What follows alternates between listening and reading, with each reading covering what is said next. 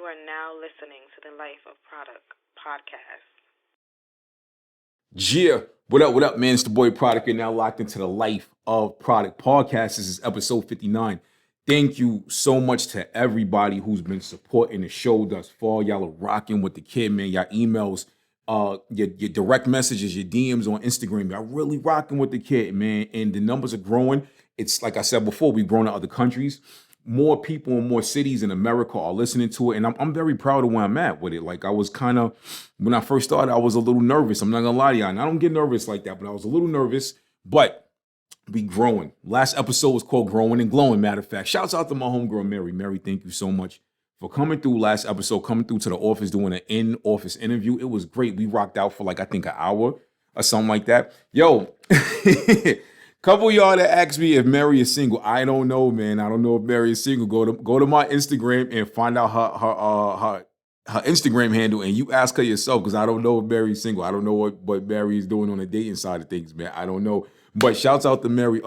Mary, Dr. Mary Hemphill. I am very proud of you, Mary. You've come a long way. You are growing and glowing. You are making a huge impact in life. Thank you so much for being you and doing what you were doing for these kids out here on the education side. Yeah, Life of Produk Podcast, baby. Brooklyn, doing big things, man. It's episode 59. Episode 59 is titled 3 Key Factors. Before I get into, episode 59, I want to tell y'all about my weekend. I hope all of y'all had a great weekend. My weekend it was chill, but it was good, man. Me and my youngest son, we went to the movies last night. We saw Sonic the Hedgehog Part 2. I kind of used it as an excuse to go see it. I ain't gonna fret, because I didn't see the first one, and I'm still mad about that, but I got to go back.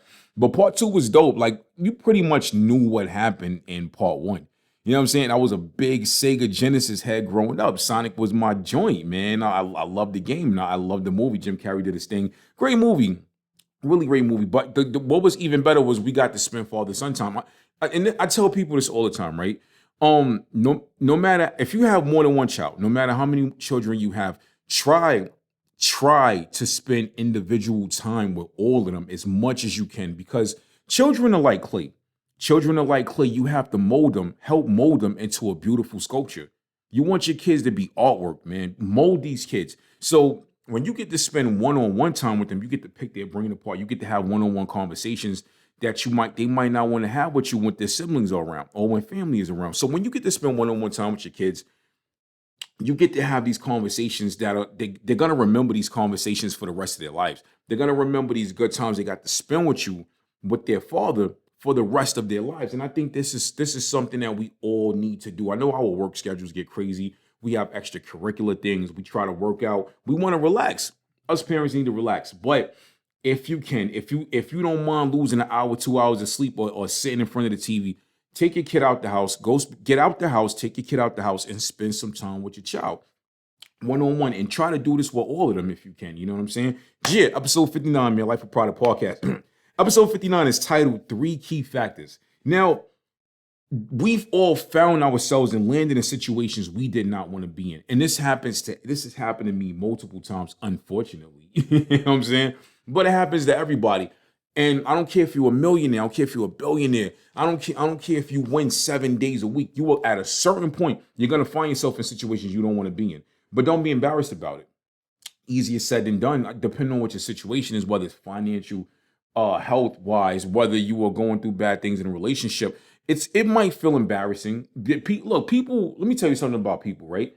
People are creative when it comes to gossip. They are creative when it comes to hate, and people are going to talk about you. No, it don't matter what. I don't care what the situation is. You can be on TV winning with your TV show Monday through Friday. Oh, look at his hair today. Look at his tie. They're going to find something to talk about. So lose that whole embarrassing, the whole embarrassing factor you're feeling, that energy, lose that energy. You are where you were at. You can't afford to feel embarrassed about it. Right now is grind time. You got to get out of that. So you could be messed up out here. You could be winning. You know, like I said, they'll find something to talk about. You might as well hold your head up high and just rock out. And that's the best advice I can give y'all on that side of it. Hold your head up high and rock out. So what? Let them talk. Let them talk. Let them gossipers are going to gossip. That's what they do. People get paid to gossip. Why do you think we got so much blog sites winning? Why you think we got all these websites where people are posting rumors about people and stuff like that, posting people videos with captions that's gonna reel you in? Why you think there's so much clickbait out here? Because gossip is valuable. Unfortunately, it's valuable. So, once you get to the space you don't want to be in, you have to ask yourself, how do I escape? How do I escape?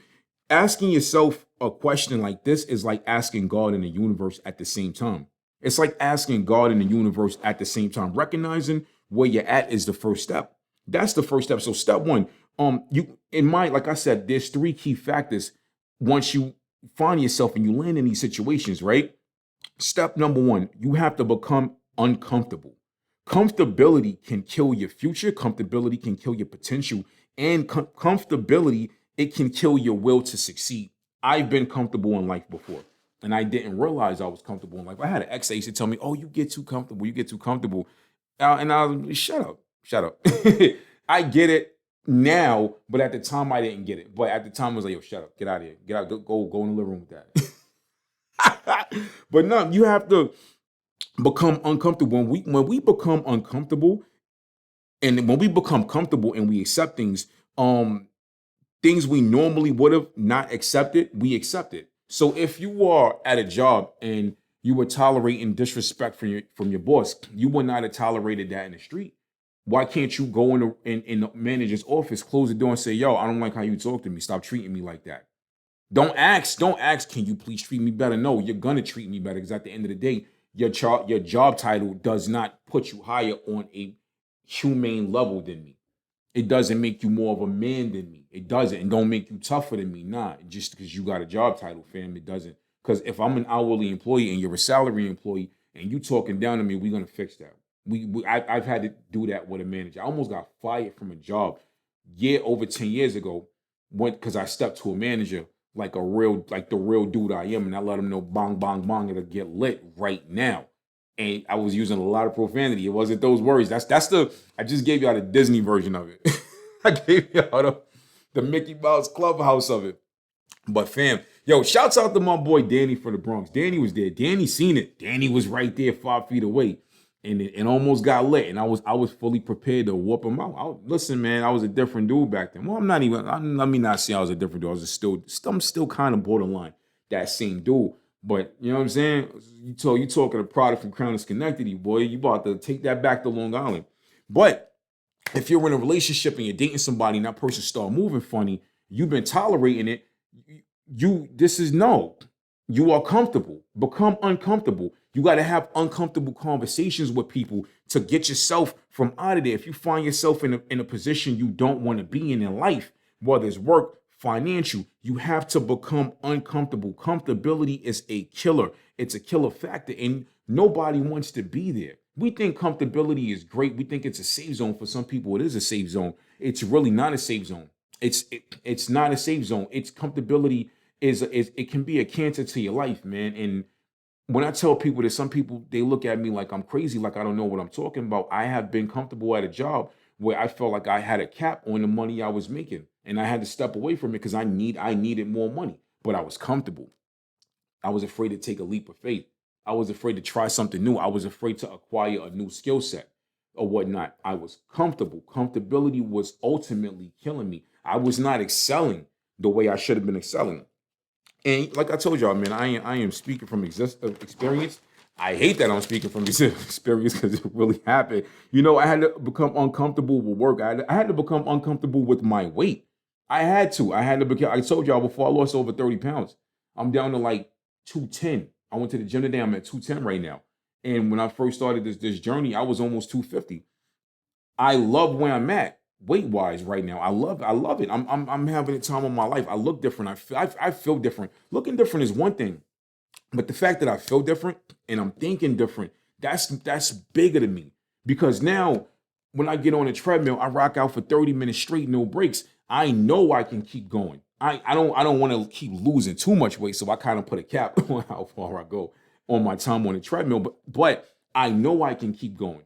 I know now I can go run this way. I could go walk this way. I'm not going to run out of breath so fast. I know when I go to the boxing gym, I could go spar or hit the bag for 10 minutes, and I'm not doing that. I'm not doing that. And I'm happy where I'm at. I am proud of myself. Very proud of myself. One of the key factors for me when I became uncomfortable, I knew I deserved better.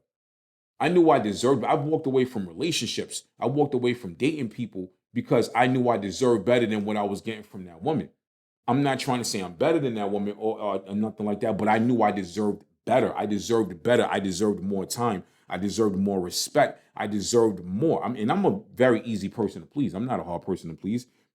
Not at all. Not at all. So I see a lot of y'all. I personally know a lot of you guys going through this and you guys are uncomfortable. I know some of y'all that are comfortable. I highly encourage y'all that are comfortable right now, lose that comfortability factor. Get uncomfortable. Once you become uncomfortable, now you see what it is. You're going to see things with your third eye. It's the boy Product Life of Product Podcast, episode 59. 3 key factors. We're going to come back. We are going to discuss the other 2 factors. Shouts out to Anchor. We got to pay these bills real quick. I'm back in the building, baby. Gia. What up, man? It's the boy Product. We're now back with the Life of Product Podcast. Shouts out to Anchor FM. I love y'all. Y'all doing your thing, man. From the distribution to everything that you guys are doing for the kid. I really appreciate y'all, man. The show's growing, baby. We growing. We in the building. It's a Brooklyn thing for life. Episode 59. Episode 59 is titled 3 Key Factors. 3 key factors to when you find yourself in a position in life you don't want to be in. And I told y'all on the first part of the show, the first key factor was you have to become uncomfortable. Second key factor is anger. This one kind of coincides with the first one. Some of y'all might disagree, which is cool. Y'all listen, man. This is an open platform, man. Like I told y'all, anytime y'all want to talk about an episode, about a subject, email me, lifeofproduct@gmail.com, or you can slide into my DM on Instagram at Life of Product. We could talk about this. Some of y'all might disagree. I feel like anger is another key factor to get yourself and dig yourself out of this hole. And I'm speaking from experience. Yo, and I told y'all on one of the shows before, when I get angry, things get done. Things get done when I get angry. But that might not work for y'all. That might not work for everybody. See, the thing is too, when we hear the word anger, we think about a person throwing stuff, yelling, cursing. I've thrown stuff, I've yelled, I've cursed. That doesn't always work. You have to know how to channel your anger. That's another thing they don't tell you, right? I took martial arts for a short time when I was young. I took judo and things like that. So one of the things I learned, I was a kid who had anger in him, but I held it in for a long time, and it would burst. I would have these when I was like younger. I was going through things. My mother, my father used to argue. My parents was arguing. I grew up in a very bad side of Brooklyn. I was having rent and I was getting in fights. I wasn't even starting. People just, other kids had anger and they would release their anger by attacking other people. So I was finding myself in random fights with kids sometimes for no reason. Walking out my building was like any given Sunday. Going to school, you could be walking to school like any given Sunday. That's what it was. So I had a lot of anger in me. So by me taking martial arts and judo, one of the first things I learned, the first week I was in class, one of the first things I learned was how to meditate. It was how to meditate. And learning how to meditate wasn't easy. You know what I'm saying? We would do like breathing exercises. We would get on our knees, crouch down, and we would close our eyes and we would just remain quiet for like 20 minutes, 25 minutes sometimes. And it took a while to really get into the groove of that. But once I tapped into it, it was like riding a bike. I actually just meditated the other day. I had a lot on my mind. I didn't meditate long, but I still did it. And I actually plan on doing it tonight. So we all process anger differently. You have to learn how to channel your anger. But the second key factor for me is anger. You have to get angry with your situation. Once you get angry with something, what do? You throw it away. You say this ain't for me no more. If you get angry with a person, you ain't rocking with that person no more. You have to get angry at whatever you're going through and say, I rebuke you. Get out of here, devil. You know what I'm saying? But no, y'all might be laughing, but anger, we all channel our anger differently. So when I get angry, I get to work. I might be up 3, 4 o'clock in the morning editing, writing, producing. It doesn't matter. Sometimes I do a lot of freehand writing.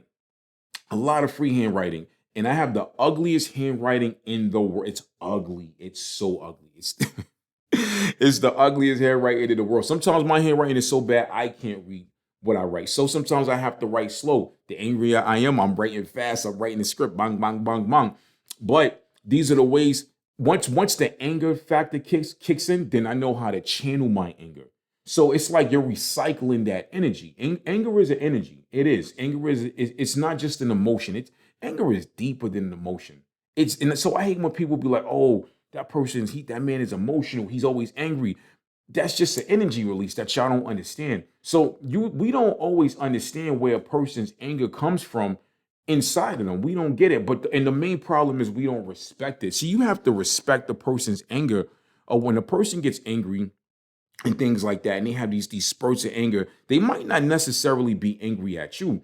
They might be angry at themselves, or they might be angry at whatever they're going through. A lot of people wake up every day, they go to work, they go to school, they smiling at everybody. They're posting these inspirational quotes. They're posting videos from the weekend with their friends from drinking, from hanging out. And when they get home, they sit in silence. They sit in the dark. They can't go to sleep. They're angry. Their soul is angry. Your soul can be angry. You ever had a situation where you were just very upset and didn't know why? It's because your soul is angry. Your soul is not happy at what your physical presence is doing. It's not happy at what your physical presence is going through. And these are things, we're not taught this type of stuff in school.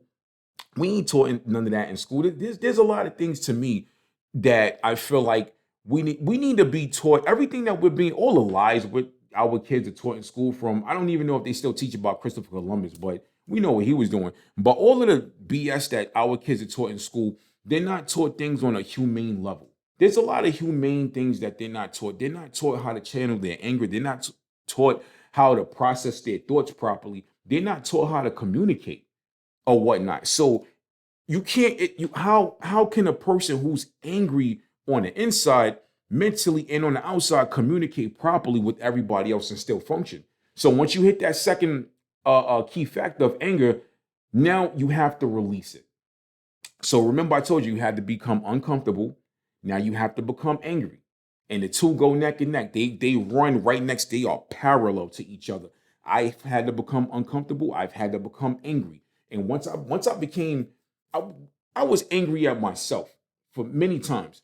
But me looking at myself and loving myself, I realized in certain situations, I am not always the problem, or stuff was not my fault. A lot of stuff was circumstance. It was predicaments that other people put me in. It might have been a mistake that I made or a bad decision, but I was angry about it. So once I became uncomfortable and I became angry about it, I said, all right, now I'm recognizing the problems. Now I'm doing the math. You pull a calculator out, bang, bang, bang. Now you see what's going on. So you already are you're at step 2 now. Step 2 is very easy to get to once you finally process step 1. Step 1 is not easy. Step 1 is very hard. Step 1 is very hard because like I said, comfortability is a zone that you don't want to be in. Comfortability is a zone where the more comfortable you are, the deeper down the rabbit hole you're going to go. You're going deeper down that rabbit hole, and it's becoming harder to get out of that rabbit hole. See, it's gravity. Gravity, dog. It's gravity's pulling you. Gravity is comfortably pulling you down. How can you get back up? Now you got to dig your hands into the sand, climb back up. Sand is loose, it's not hard. So the more you go like this, the more sand is coming and it's filling up to your stomach. Uncomfortable. Now you're angry while you're in that rabbit hole because you got sand all the way up to your neck. Now you got to get out. Now you have to get in. Now you're angry that, you ever seen people get into a fight? You ever seen like a kid that was a nerd? He was soft and kids was messing with him, bullying him in class. And when he got mad, he had like a whole set of strength and energy. Y'all ain't know he was there. I seen that happen with a kid one time. A kid was being bullied from like the beginning of the school year, man. His grandmother was raising him. He was coming to school in a uniform every day, which at my old school, PS 221 on Empire Boulevard, you could either wear regular clothes or you could wear a uniform. And his family, I think his family was Jamaican or whatever. They was from like the West Indies and shit. And a lot of kids that grew up that went to school on that side of the world, a lot of schools are uniform based. They're very strict. So his grandmother would make him wear a uniform every day. That's how she was raised. That's how she was raising her grandson. So kids would laugh at him about that. Kids would, like many other kids, would get laughed at for not having parents in the picture, but having grandparents. Kids are very evil. So all of that stuff built up in this kid. He was getting smacked up every day. Kids was knocking his lunch tray over, talking smack to him every day, and it built up. Then that anger kicked in, and I see him rock a kid, slam a kid. This kid would be like, when we would be running up and down the basketball court in gym class. But that anger factor kicked in. Boy was ready to rock out, and he did. So like I said, I'm not condoning. I don't like to always condone violence on the show, but that anger factor kicked in, and he found his strength. That's another thing. Like that's another thing I learned when I was taking martial arts and I was taking judo. You have to find your strength. A lot of y'all are stronger than you know. You just don't know it because you have not tapped into it yet. You have not tapped into that side of you, and you don't know how to activate it. And for a lot of people, anger is a key to putting it, unlock that potential. It is. And like I said, I don't like to condone violence on the show all the time, but I'm just letting y'all know anger is not always a bad thing. It's as long as you're not using this anger, you going out and shooting people, you covered at a job. Oh, I don't like the schedule. Bang, bang, bang. Then it's all good. It's all good. Use that anger to drive yourself. Use it as fuel. It's your fuel grade, dog. Anger could be your fuel grade to help push you out of this situation. Yeah, boy, Life of Produk Podcast. We got to take one more break. We're going to come back with the third part of the show. And I want to let y'all know what the third key factor is to this. Bang, bang. Yeah, what up, man? It's the boy Produk. We're now back with the Life of Produk Podcast. This is episode 59. Episode 59, like I said, is titled 3 Key Factors. I broke down the first two factors for y'all. The first one was becoming uncomfortable. The second one was anger. The third key factor is honesty. You have to become honest with yourself on every level. For me, I'm a very, very self-analytical person. I analyze everything about myself, from everything physically to emotionally, mentally. I analyze my habits. I analyze the things that make me tick and go boom. You know what I'm saying? That's what I do. It's a gift and a curse. It's bad. Like you might figure some things out that you don't want to know about yourself, but it's a great skill set to have once you become honest with yourself. So I had to become honest with myself on every single level. I had to become honest about my pros, my cons, everything, all of my flaws. Before I became honest with myself about the good stuff, I had to look at the bad stuff. I had to look at myself and say, all right, honestly, this is why I'm in this position, because I messed up.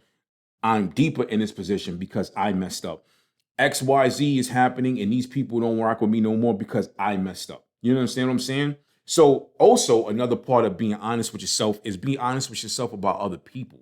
So if you are, say you're in a relationship and things aren't going bad, stop blaming yourself for everything when it's that person messing up and that person either needs to change or be out the picture. End of the story. You have to be, a lot of y'all don't be honest with yourself about the people you're dating. You have this cloud of hope riding over this relationship when ain't no hope for that. You wasting your time. So if you, and yo, like I said, a lot, look how many people be in relationships all these years and they stay in there just for the kids. And honestly, they know it ain't going nowhere. Honestly, they know that once these kids are of a certain age, 18 or whatever teenage age, they are out of there. Look how many men stay with women because they don't want to be on child support. And they know they're going to wait till that kid turn 14, 15 years old. So when he start acting up and he going to leave, so that woman might be like, all right, here, take the kid with you. He ain't going to get put on child support. Look how many women, and you know how many couples I know right now back in Brooklyn are honestly only together because rent is so high. Rent be like $3,200, $3,300. Say if you rent $3,400 a month, y'all got to each kick out $1,700 out of pocket. Y'all are honestly only together because you need that person financially and that person needs you financially. Y'all honestly don't want to be together. Honestly, y'all are seeing other people behind each other's back, but pretending y'all not. Y'all know y'all are. You see that person's phone going off 3, 4 o'clock in the morning. You know that person coming home and going straight in the shower. You know that. So the honesty factor has to kick in on every level. Honestly, if you know that you will never excel on the financial side because all you have is a GED, then you need to go back to school and get an associate's degree. If you know you want this position with either this company or these other 5 companies that hire you, but you need a bachelor's degree, then you need to go back to school and get that bachelor's degree. Or honestly, you will never get that far. You won't. Honestly, if you know you are overworked and you need a vacation and you are not taking it because you are afraid to take a break, then you won't. What are you doing to yourself? A lot of people do that. A lot of people are overworked, man. You got people, shouts out to my airport people, man. I love you. I worked in the airline industry for 13 years. And Airline workers are some of the hardest workers I've ever met in my life. Rain, sleet, snow, like the post office. They are out there at the gates, turning flights. Not even just the ramp workers, even the customer service workers. You know how hard it is for a person to stand on their feet for 16 hours a day with random strangers in their face, mad because their flight was canceled. You know how hard that is. You know how hard it is for you to get 4 hours of sleep, go back to the airport in a shuttle, jump on a plane and work for 4 hours, jump on another plane, work and boot, and do you doing 4 planes a day, 3, 4 planes a day, get back to whatever city y'all ended in, and go to the hotel, get 4 hours of sleep and do it all over again. Honestly, you are overworked. You are overworked and you know that, but you are doing it because you got bills to pay. You got a lifestyle to maintain. You got kids at home. So this is what you are doing. But honestly, you know you don't like it. And you know you were not happy, but you were content. And that third one bounces back to that first part, which is the comfortability factor. They're uncomfortable, but they're comfortable at the same time. So it's like, where do you go from here? Where do you go from here? You need to honestly look at your situation and you need to write out a blueprint. You need to write out a blueprint. If you don't want to leave that job and that job is affording you the lifestyle that you need to maintain, why don't you blueprint something to where you are grinding it out for 2 weeks? You take it easy for that third week and you go a little harder that fourth week. You need to do that. We need downtime, yo. We need it. We ain't getting no younger. We ain't getting no younger. I'm not saying here saying I'm an old man. No, I'm not. Nah, I could rock. I could rock out right now. It don't matter. But still, we are not getting no younger. And it's not even just on the physical part. Don't you want to enjoy yourself? You might want to enjoy yourself at a certain point in life. Let's be honest, right? When we're tired from work and we worked all week and we go on the gram, and I said this on the last episode with Mary, when we go on the gram, it's a Saturday. You might choose to stay in the house that Saturday night. You might want to Netflix and chill it. You might want to crack a bottle of wine open and just chill and relax. Everybody hanging out that night. It's lit that night. You seeing like three, 4 different parties. You seeing your friends out of town that weekend. They lit. And you sitting back like, damn, yo, I'm just in my pajamas. You know what I'm saying? So guess what? You was comfortable that week. Next month, you do what they did. Do that 2 weeks out that month. You deserve that. You deserve that. You have to be honest. If you are whatever situation you're in, if you are the problem, if your habits are the problem, be honest with yourself.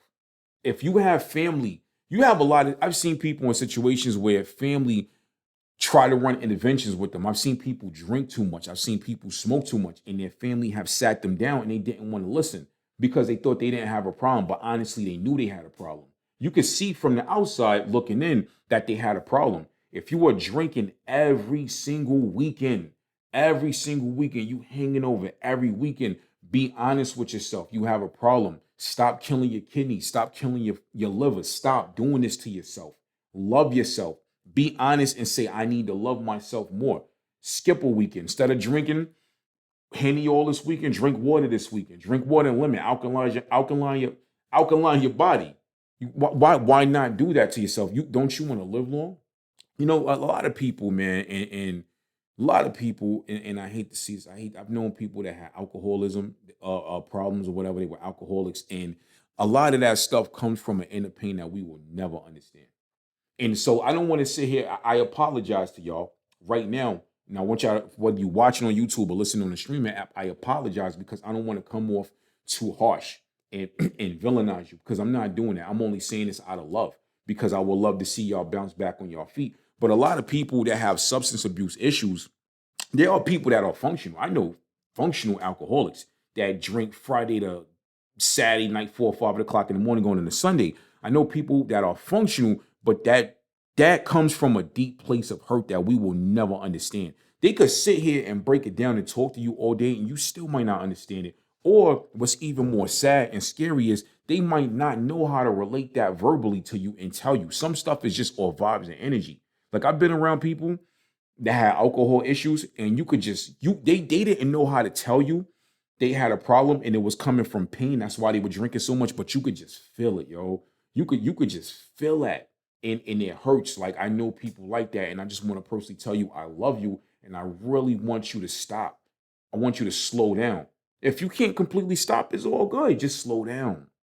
Slow down. Take a break from it. take a break and really step back and look at your life in third person and say, I don't want this to be the weekend where, like, when I kill myself. You know what I'm saying? You don't want to over drink and have an accident. You don't want to over drink and fall asleep at the wheel, God forbid. You don't want to over drink and have alcohol poisoning, because that's real too. A lot of alcoholics, they drink so much for years, they might have drunk heavy for 19 years. On that 20th year, they might wake up January 1st and can't speak properly. Now you got slurs in your speech. You have a speech impediment now. You can't think properly. You know what I'm saying? So the main thing I'm trying to tell you is be honest with yourself. Honestly, do things in moderation if that's what you're doing. If you need to moderate what you're doing to get to the point where you're stopping, do that. But honesty is that third key factor that's going to carry you where you need to be and where you deserve to be, because you deserve to be winning. You deserve to be winning. You deserve to be happy. There is a whole level of happiness on the other side of that mountain you have not seen yet. I've seen it and it's beautiful. Yeah. Life of Product Podcast, episode 59 is the boy PRODUK, Corporate Entertainment, Brooklyn. I'm out, baby. Yeah. You are now listening to the Life of Produk Podcast.